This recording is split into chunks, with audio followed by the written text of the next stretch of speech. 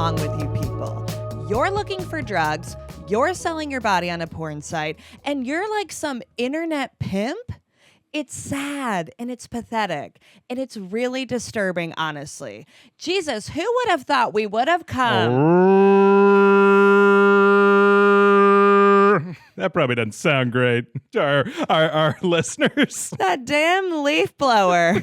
Sorry about that. If this is your first episode, we don't always just open with an awful sound to try to make you turn it off. We don't normally do that, but this time we did. Tyler was playing the role of leaf blower. I was the leaf blower, in case you didn't get that. Yeah, that was drowning out Lexi being a namby-pamby. I really wanted to know what she was going to say here. She wasn't done. She was going to keep going. This could have gone on. Lexi had a bad day at work. She did. They're all having a few rough days, I would say. Yeah. It's not really going great for anybody right now. No, but I did think that was fun because it was such a meta scene where she's she's the internet yelling at Sam Levinson of just, what have you done to these characters? Look at how pathetic they are. I know. We love a meta scene in Euphoria, and we keep getting them, I think, every single episode now at this point. I think Sam Levinson really has something to say. He is clapping back. I think every ep has been meta. Yeah. Yeah. He really uses Lexi to be meta, I would say. He does. But I also love this scene because it's a rare scene where a lot of the girls are together. Reminded me of the bathroom scene from season 2, the famous bathroom scene. Yeah. So I thought that was fun. We had a rare Sydney Sweeney and Zendaya scene. I know. I was like, I think they're together. I think they're in the same place at the same time. We couldn't believe it. Yeah. Yeah. Well, we were joking last week that Zendaya had to pop out of the wedding, which was, sorry, Spider-Man called. Got to go do a run. Yeah, when Spider-Man comes to Colin, she's got to go. She's like, oh, I got to go do a run for Alamo. Yeah. They're like, okay, how can we write this where Zendaya's not really at this wedding, basically? What a show. I'm having fun. We are. We're having fun now. So I'm in it. I'm in it now. I get that people rubbed up against the way the show opened. I think those first couple eps, people were like, is this for me? I don't know. But I think it was just always going to be tough with the time jump and just a palate cleanser of these characters out in the real world as adults, like later in life. And I'm having a great time. I enjoyed the wedding, and I was on the edge of my seat for this ep. I thought this ep was going to be bad. I thought, how are you going to do an episode after the wedding, which was just a gangbusters episode. Yeah. But they did it, and I'm excited where things are headed. There's a lot going on now. Now we're really in the storylines, and I think the beginning of this season was just hard to intro everybody and where they're at now. And everybody was very siloed. And I was worried that that's what was going to happen this season because we know all their schedules are crazy. But to have the scene with all those girls together, I was like, here we go. We're back. And classic Lexi just yelling at him, being like, you guys suck. I'm like, Lexi, put it in a screenplay, okay? Yeah. You Lexi, don't need you're to lucky say it to everyone their still faces. talks to you. Honestly. Well, welcome to the Previously On podcast. I'm Jillian Benani, and joining me today is a guy who thinks the toe is a metaphor. It's my husband, Tyler Branch. It's definitely a metaphor. It's all a metaphor, you know? You got to look into all of it. You were loving that Nate Jacobs speech. Oh, I was like, this is me right now. I'm like, yeah, what does it mean, Nate?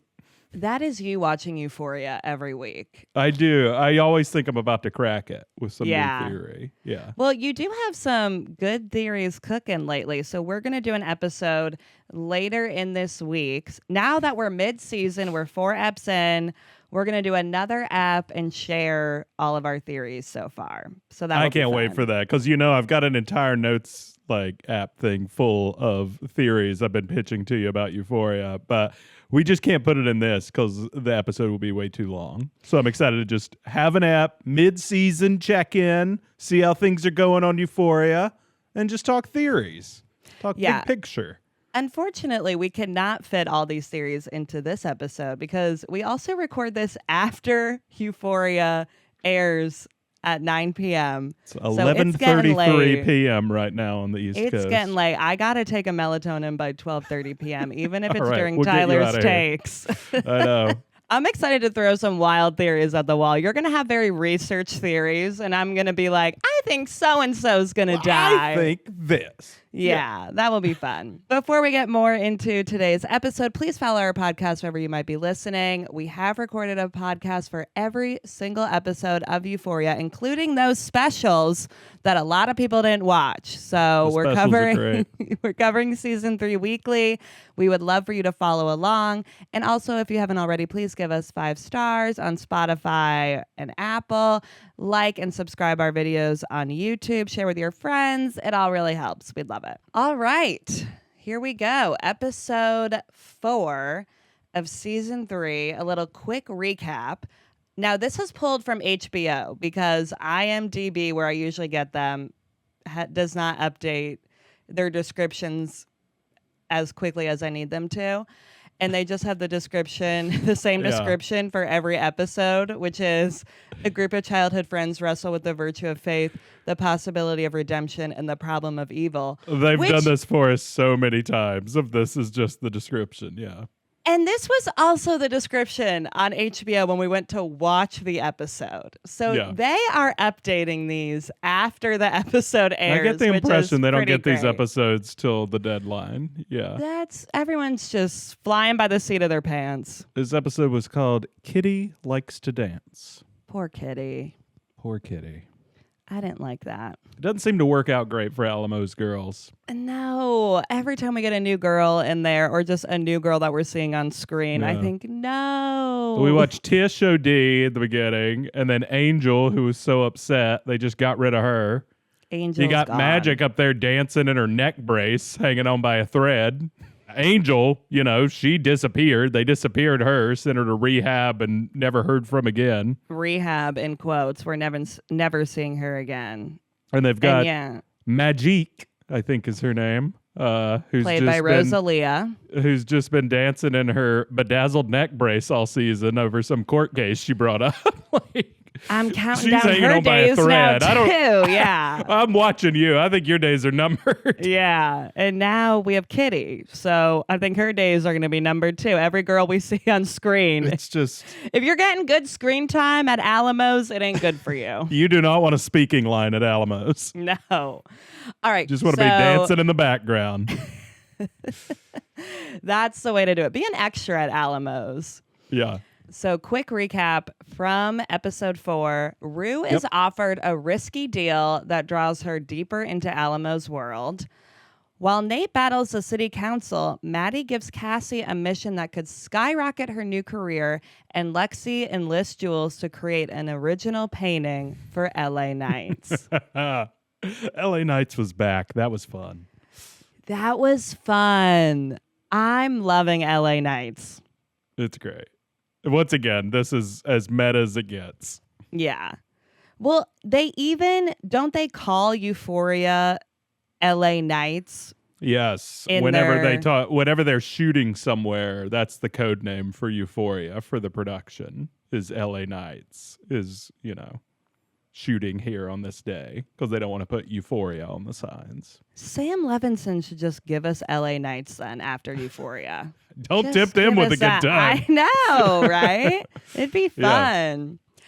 But really, this episode was telling us that no one stands a chance this season. No. They're screaming it at us. They're like, it's not going to go good for anybody. Everyone is out there trying to make it, and it is just brutal. The real world has hitting been them. quite humbling for the alumni of Euphoria High. Yeah, definitely. It's pretty brutal to watch. They're all really struggling. I mean, I thought Lexi was doing well, and then wasn't great for her this week either. Yeah. I thought I Sharon thought so Stone too. was going to give her the axe. And I thought, what is she going to do after LA Nights? You think Lexi would have gotten fired in real life? Yes, honestly. She cost the I think production she would have. $191,000 for having to pay people today, hold the studio the next week. I think that if Sharon Stone was a man, Lexi would have been fired. Yeah. Well, Alamo would have sent her to rehab. Oh, yeah, definitely. Yeah. I mean, an assistant, those can be replaced pretty quickly. A million girls would kill for that job. And guys. But I just wanted to say the Devil Wears Prada line. So, yeah, in the real world, she would have been gone. So Sharon Stone was actually kind of nice about it, I thought. Yeah. She was cruel, but it wasn't great what happened. Well, I do think when they're having that speech that you did so great at the beginning of Lexi talking to those girls, I feel like those girls are looking back at her and not paying her any attention because they're like, no, you're pathetic. Like, I think they're like, you still got a dream in this world, Lexi? Like, have you not been looking around? It's terrible. We're all getting punched in the face. Like, we're all just trying to survive here. Oh, you want to work in the entertainment industry? Good luck, girl. You're never going to make money. I feel like the other girls are very more money driven too. Like Maddy and Cassie, they want money. And yes. I mean, I think Maddy's motivated from her upbringing, never having money and desperately wanting it. Cassie is clearly motivated from Nate promising her the world and her thinking she had money and now finding out she's $1 million in debt. And then I think Rue's $43 million in debt. So, you know, they're all struggling. They're all a little in the negative from the get-go. Well, I do think Maddy, Cassie, and Rue have been punched already by the real world. Like, they're struggling. They're really trying to make these things work. And I think Lexi got punched this episode, definitely, but not really as bad, I think. I think in different ways. She was punched whenever Fez got taken down the night of the play, and I feel like her personal life has never recovered since. That's true. That's a good point. Yeah. Like, just different. I think it is just different. I think I'm just like, these girls just have to do what they can to make it work. It's really hard out there. They're just doing what they can to make $1. I think Maddie's really upped the content game. This is a lot better than Doggy in the Window. Yeah. I see the vision behind this. Like, you know. We're getting it. We're getting what I they're didn't putting know down, where the though. doggy thing was going to end up. I was like, I just don't know if there's an end game here.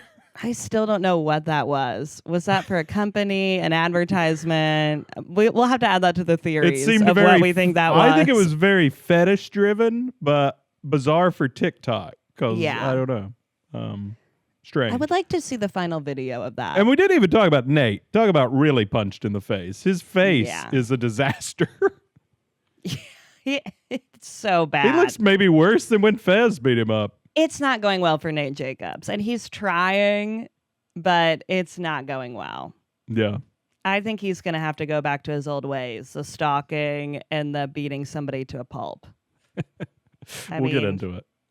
That's what we got to do. All right, let's get to the top 5. In honor of this episode using the song Cold as Ice at the end of it, our top 5 this week is top 5 cold as ice moments. That's cold as ice. I mean, shots are being fired everywhere, literally and figuratively. So number 5 cold as ice moment goes to Jules doing 14 penises on network TV. Jules did Lexi pretty dirty here, I thought. You cannot have any penises on network TV. And I think we all know that, or we would be seeing more penises on TV, on network TV. So that does not include HBO. That includes NBC, ABC, CBS, Fox.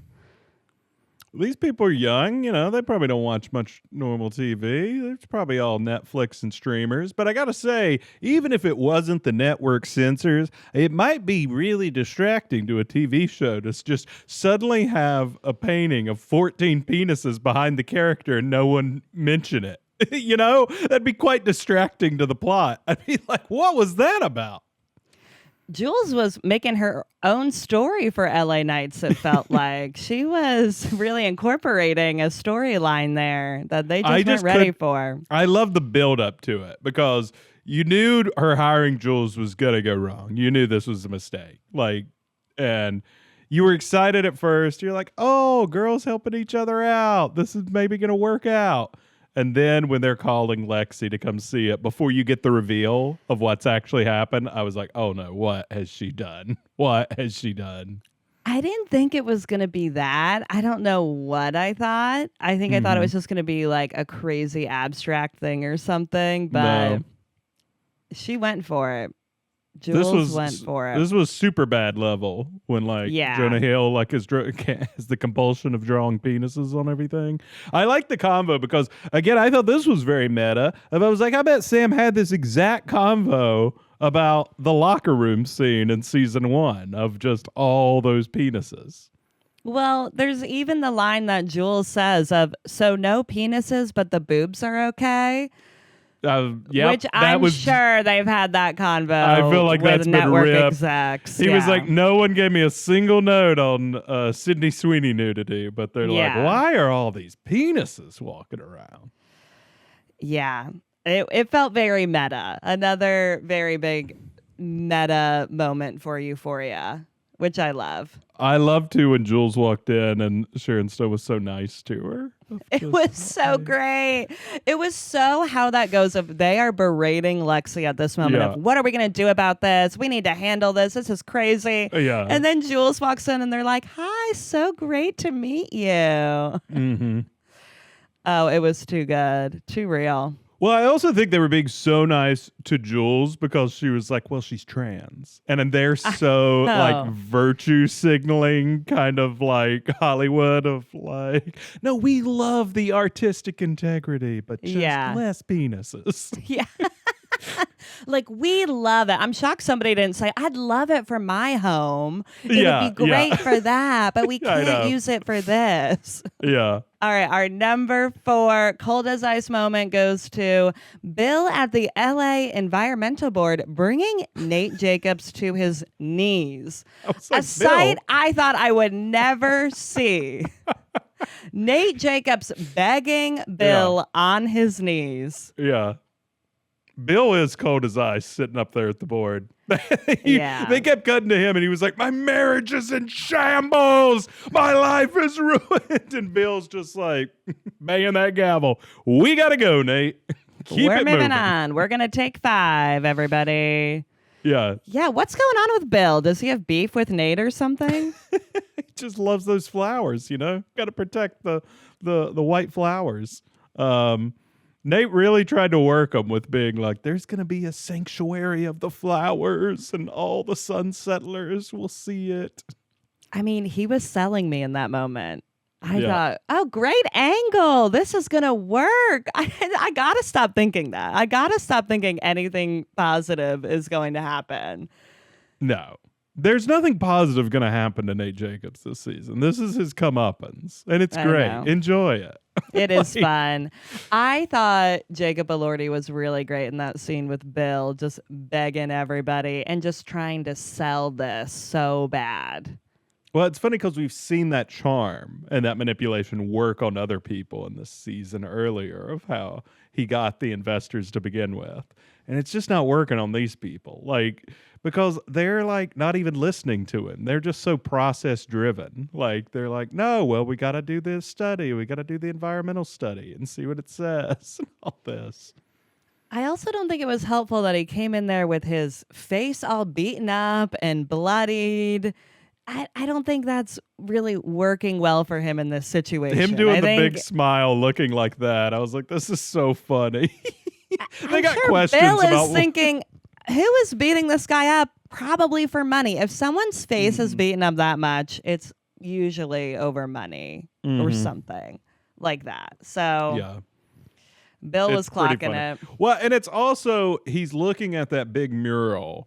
And I think that mural, he's just thinking of myself, trying to like settle the West, you know, that kind of like, I'm a builder and I will build towns and settlements and do things. And it's just these roadblocks stopping him. And it's like, this is the modern day roadblock. Like the old times, it used to be, indigenous tribes, and you're dealing with other competing settlers. And like now, his big obstacle is the environmental study. It's very funny. Well, and I think he's thinking, my dad never had to deal with this. This wasn't a thing when he was building Euphoria Town. Yeah. He was able to just do whatever he wanted. Yeah, but I mean, Kyle Jacobs had to deal with his own personal demons. Yeah. I think Nate has a lot of demons himself that he's dealing with. They both got their own demons, yeah. I feel like his other demons have just taken a sideline this season. They're like, okay, we're not talking about his sexuality anymore. We're bringing out some other demons this season. Yeah. He's fully pushed that down. I still think it's there. I still wonder if it's going to come back. I have hope that he's going to spiral out in the same way Cal did after this. I would love that. I feel like we need to bring back his sexuality. Like, that's what I want to hear from him. That's what I want to see. I don't think the show completely forgets about things, though. Like, I mean, I can't think of an example where it has just completely forgotten about something. Like, I think his life is being destroyed in the same way Cal's was in season 2. And then he spun out and the sexuality came rushing back. Like, yeah. To where, he went to that gay bar, like, and he, like, ran off with those people. Like, I could see us getting an episode late in the season where Nate just becomes full debaucherous. Yeah, I could see that, too. I don't think they're forgetting about it. I think that it's just not a part of Nate's story right now. It's something he is pushing down so far. He's marrying Cassie. He's focusing on the business and having that perfect life that he wants. Mm-hmm. So I think that he's just pushing it down. Well, he's got some problems to deal with. You don't need to be thinking about trying to hook up with people right now. But you got to be trying to not getting your toes cut off, Yeah, I just hope that is how he spirals. But no, I could see later in the season he's like knocking on Jules' door or something. Oh, wow. You think it's going to go back to Jules? I mean, I'd love it. I think that's always been hanging out. I'm a dreamer. It's always there between the two of them. It's not over. All right, number 3, cold as ice moment from this episode goes to the DEA putting Rue in this situation where she could get killed. It's cold. I understand that this is what happens in those situations. You either go to jail or you become the rat, the snitch. But in this case, it just really felt like the DEA was taking advantage of her and putting her in this terrible position when she is this young girl. Well, they're trying to get drugs off the street, Jillian. And I get that, but like, I know this is a system, but it really sucks. Like, she just doesn't stand a chance. Yeah, I know. It's not great. They can lie to her. She can't lie to them. They're putting her in a tough position where they know she's very likely to get killed and making her seem quite suspicious. It's kind of a testament to Rue's charm that she's even able to get through this episode. It's just it makes me so sad for her. It just feels like she just hasn't been able to get an opportunity to get out of this. And why? Because she got involved with drugs as a teenager? It's just very heartbreaking that now she's in this position where these grown men could very easily kill her over this. And I think it's a tough situation, too, because she hasn't been a part of this group for very long. So this isn't like a Sopranos situation where like one of Tony's guys became a rat and they've all known each other for 30 years. This is, she's been there a few months at Alamos. Yeah, it's tough. I mean, she has not had a chance and I think that's what, the show's trying to show you is that like her doing drugs at an early age, she then got caught up with the wrong people. And then she was there was no world where she could walk away from that world, from being involved in drugs. And now she's got, the federal government on her that she definitely can't walk away from. So it's like there's never been a chance to just hit reset and be okay Right. for Rue. And at least try to be able to do something else, Yeah. She's just not even given that chance, which is sad. It's not looking good for her. I'm on the edge of my seat with this, with Rue being a rat. Yeah. It was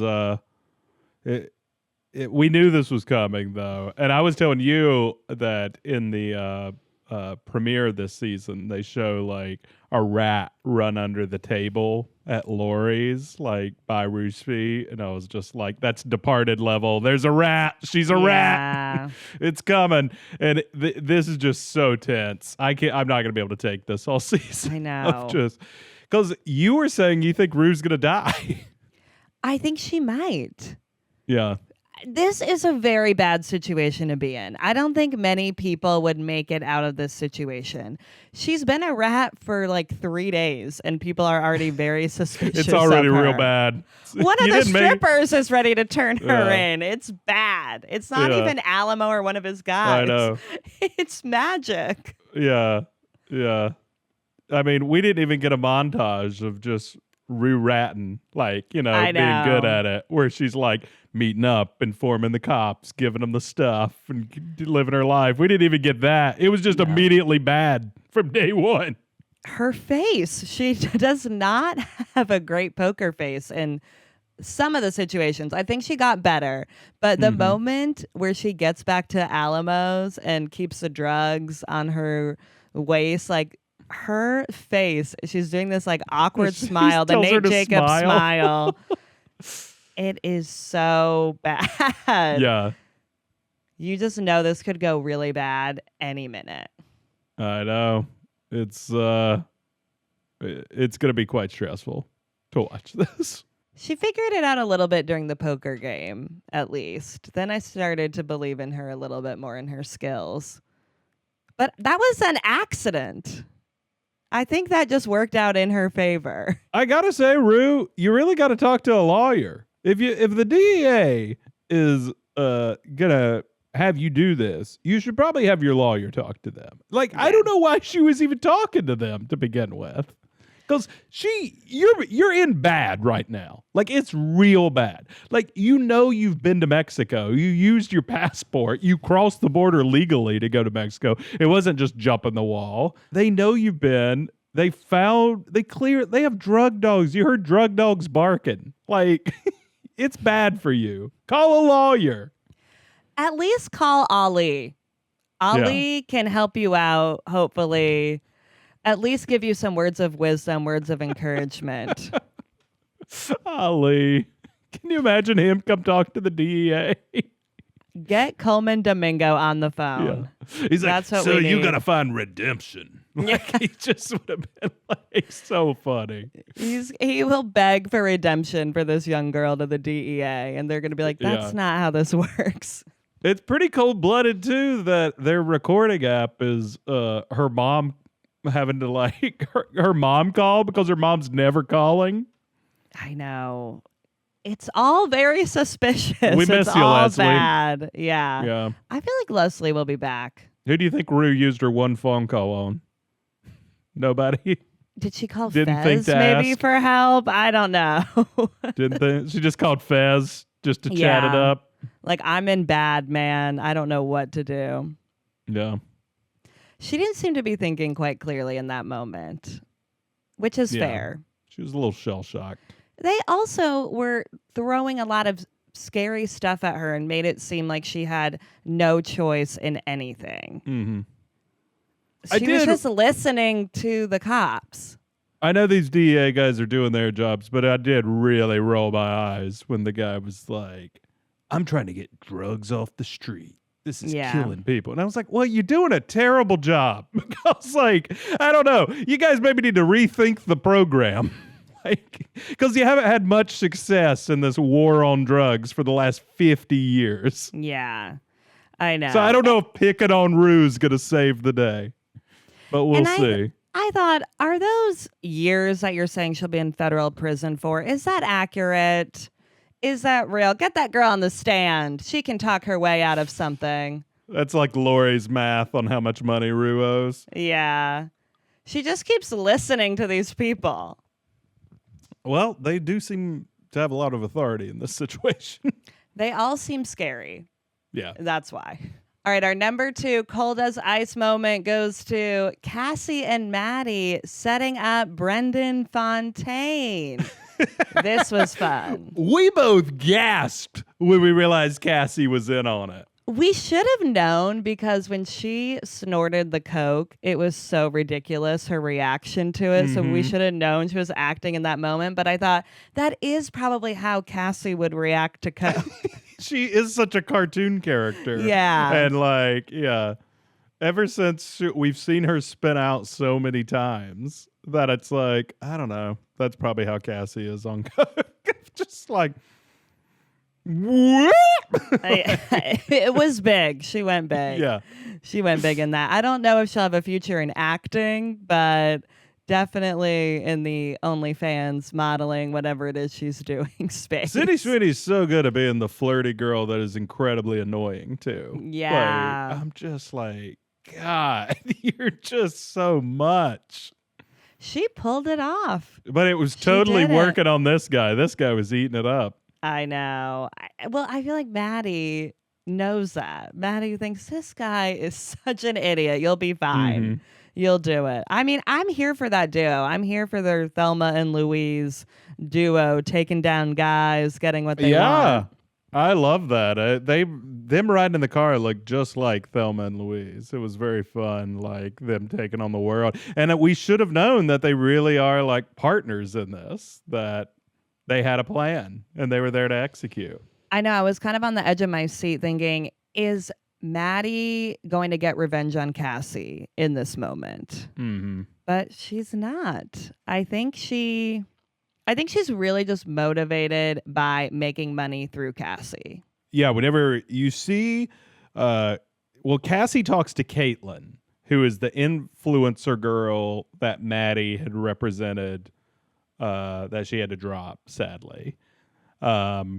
So she's like, I know Maddy, and like they go up to, what was his name? Brendan Fontaine. Brendan Fontaine. Yeah. They go up to the apartment thing together, and you can just feel that like kind of rivalry already of like she's trying to screw over Cassie, but Cassie's like pretty good and getting this guy's attention.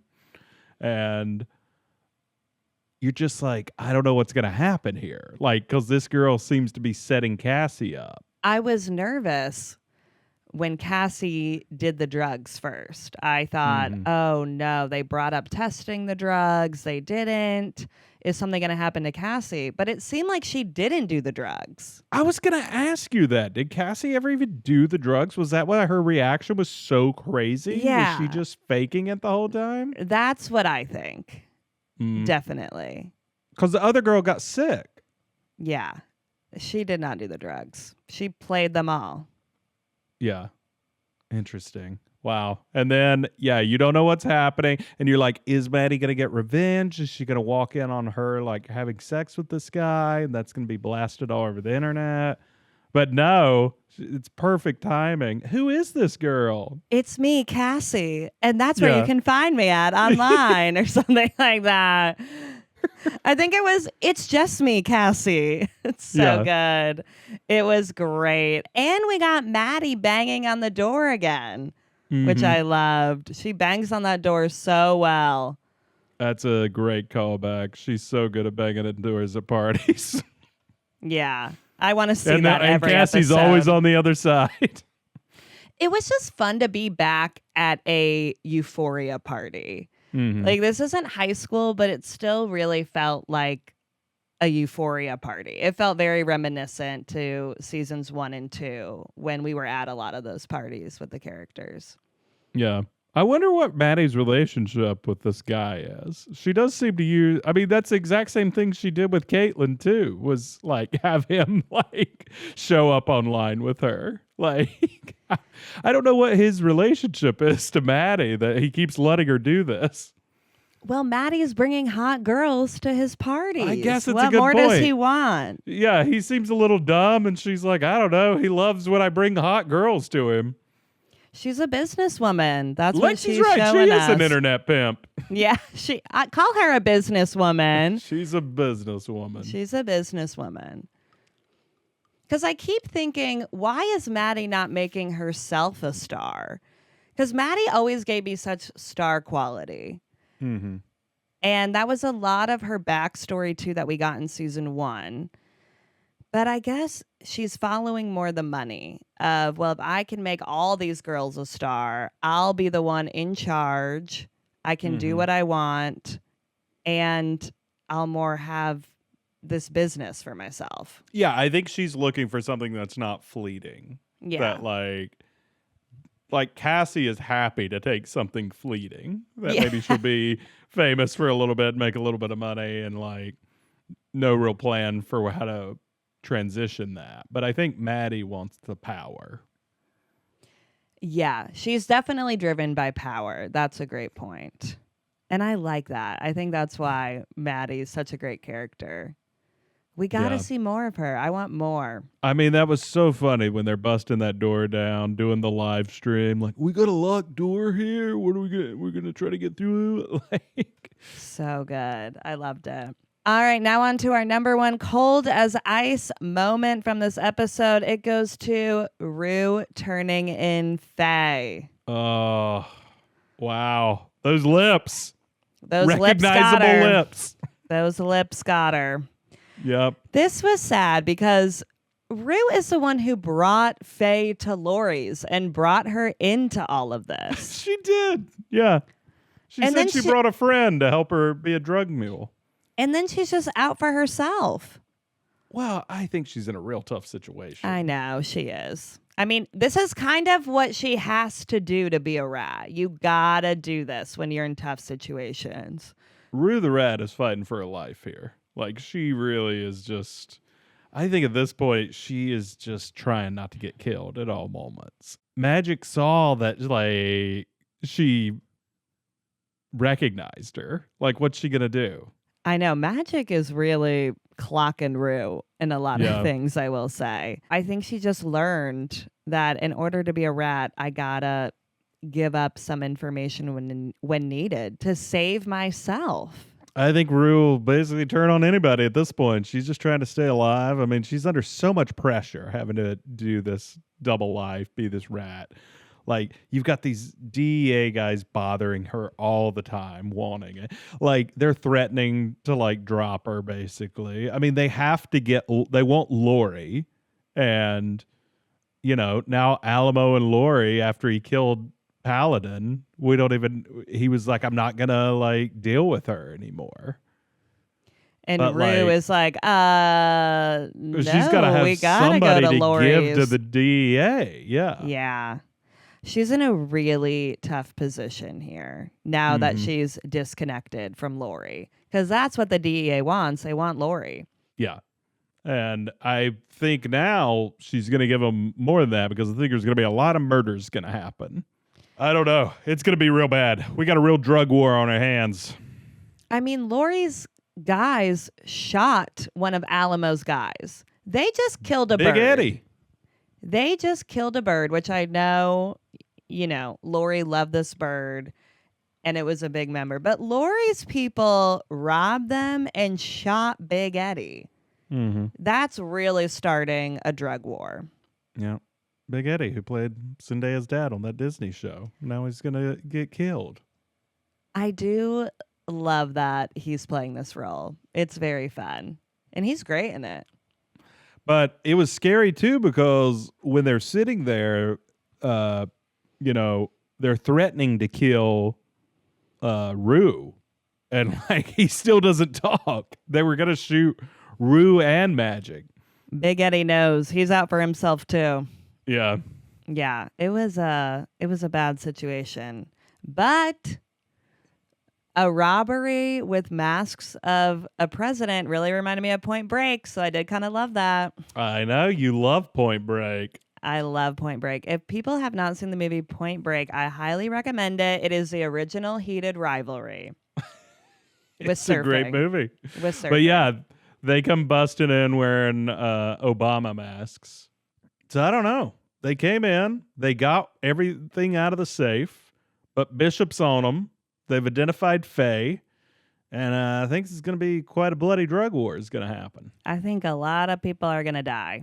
It was a pretty bold thing to do, like to go rob Alamo and the safe and shoot Big Eddie. It was bad. The Laurie's guys don't seem to be the smartest. Well, Rue said they're inbred. Yeah.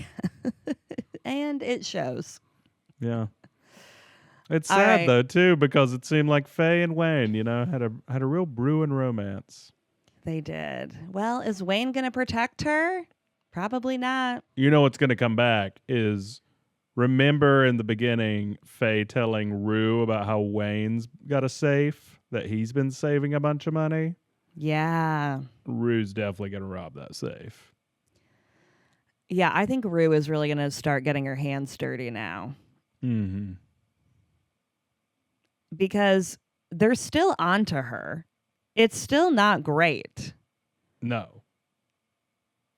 I mean, there's that poker scene. I didn't think she was going to make it through. No. And I think she made it through by the skin of her... what's the saying? Skin of her teeth? Whatever it was. It was like similar to that scene in episode 1 where the gunshot doesn't get her, it got the apple. Like, she just really skates by in a lot of situations, and she skated by in that poker game. She got lucky. Yep. She's lucky. I think that's true, though. I think it's like, like Alamo has this father figure thing to her, so he's a little worried about her being into like hard drugs and that like messing up like his business if that's what she's doing. So that's funny that that's what he's suspecting at first versus that she's working with the DEA. Yeah, that was interesting. But it still felt like maybe he'd send her off to rehab by that too, if she started doing hard drugs. Yep. Meanwhile, Bishop's just so upset about this poker hand. He thought he had it. Bishop, he's just letting Big Eddie bleed out there. She got that 3 7s on the river. Brutal. I don't know Texas Hold'em. She was losing like, the whole time till the very end.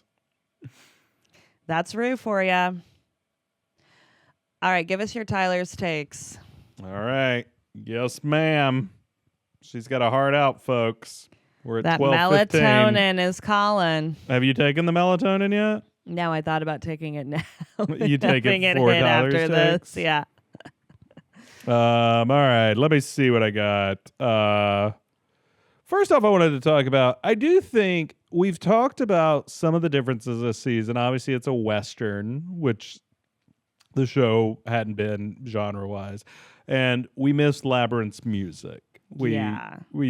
Again, I'm enjoying the show, but I do miss that.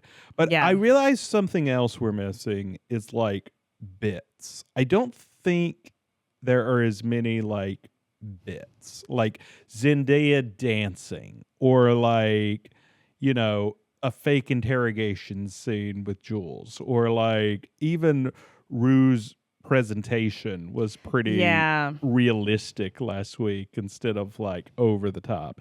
And I think that must just be like time frame and scheduling. So like, it's a bummer, but I just don't think we're getting that kind of bit stuff that I think would make it feel a little more Euphoria. Yeah, I think so too. And I do miss that because those were so fun. But I bet you they spent a week filming one bit that, unless if it really worked in these storylines, I just think they were like, we can't do it. We can't with scheduling and whatnot. But it is a shame because they were great. They're great. We'd have the first, especially like, they were kind of in both first 2 seasons of they just have these very surreal bits of like, is this even happening? What's going on here? Like think of like Lexi and Rue, fake detectives on the run there for a minute, and then it's back. Like I just think that kind of stuff is a lot harder to shoot. Yeah. I wonder if But we'll get something later on, though. maybe. But yeah, just want a minute. I mean, I'm still enjoying the season, but it's just I do miss the bits. I do think, though, they're not doing that as much anymore either, because there's not as much questioning of what's real and what's not real as there was in seasons 1 and 2. There was a lot of questions of, is this actually happening? Is this a fantasy? What's going on here? But we don't really have that as much either. Everything is way more based in reality. Yeah, I think you're probably right, and I think that's definitely how the show's portrayed it. But I have wondered if there are certain things we're seeing that maybe like we'll come back to like question. Yeah. For those, I don't know. We'll see. I'm sure, but I just don't think it's as fantasy as it was You're before. right. It doesn't feel like musical sequences and that kind of stuff. We're not just in Rue's head as much as we were before. True. I looked up that mural. It's called Pass to the North. It's in the federal courthouse in El Paso, Texas. It has a big, it was commissioned during the New Deal, one of the first federal government projects in El Paso. And it has a big thing on it that says, "O Pass of the North, now the old giants are gone. We little men live where heroes once walked the invalid earth." Wow. So, I do think that is about, Nate having to feel like he's trying to live this life of legends, build stuff, that kind of thing, conquer the Old West when you're falling short. Yeah, I think we're definitely. Nate had some lofty goals for himself, I will say. With the Sun Settlers, Yeah, he just had some. it seems like lofty a massive goals. project. I'm like, you Yeah. couldn't flip a house, Nate Jacobs? Like, you had to do this? He wanted to beat his dad. He wanted to do bigger and better, and his dad did houses. And Thought he'd he get away said, with I'm anything. going to do retirement developments on the water in Los Angeles. I think he's just trying to conquer more the Yeah. city where his dad was in Euphoria Town. Yeah. Jules seemed to be watching Love Island. Is she depressed? Oh, wow. That's a great callback to when Rue was watching Love Island when she was depressed. Mm-hmm. That seems Or to be we the telltale just- sign. Or we just love Love Island. You're also allowed to love Love Island. There's so many episodes, it never gets old. You pointed out that seemed to be the Euphoria makeup team that gave Cassie her makeover when she took her from suburbs to city. Yeah, I think they definitely put in the Euphoria hair and makeup people in that scene, which I thought was very fun. I recognized a couple people. I don't know if everybody was from the team, but I'm sure it was, which I thought was fun. And we love a makeover scene. That was fun. I think Cassie's probably right to pawn the ring at this point. I sort of think her and Nate should be pawning everything they own in that gaudy house to try to stop people from cutting off Nate's toes. Yeah, I think it's time to start selling some stuff. Have a big and yard doing what sale. you can. Yeah. Yeah. What do you think Cassie is doing here? Do you think that she's just trying to get the money and then we'll go back to Nate, or do you think she's like done with Nate at this point? I think this part was coming up before she knew Nate owed $1 million. Before she knew Nate owed $1 million, she was already shooting content and trying to become famous. Yeah. And she blamed it on he wasn't letting her do renovations, or she wanted the flowers and stuff. But I think there's a piece of her that just wants attention and always has. Mm-hmm. So I think right now in her mind, she might be like, oh, I'll do this and like we'll pay it off and we'll be good. But I can't imagine they're gonna be good. You know what I mean? Like, this is gonna be real bad. Like, that she's off with other guys and living this influencer style, and he's gonna feel quite humiliated. And I don't think they're getting back together. Yeah. It doesn't seem that way. But it does seem like she is motivated somewhat by getting him out of debt a little bit. I think it's almost though his debt was a way for her to be able to do this and do what she wanted. Mm-hmm. If they do get back together, she's going to be very much in the power position. Like, he's going to have to, like, be her simp. Yeah. Which he kind of was already. Yeah. It's going to be even worse.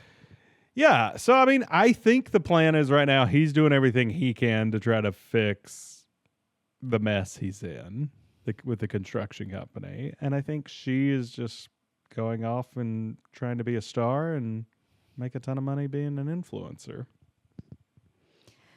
And I look forward to him seeing all her content. I hope we get him scrolling through his phone and looking at it all. Yeah.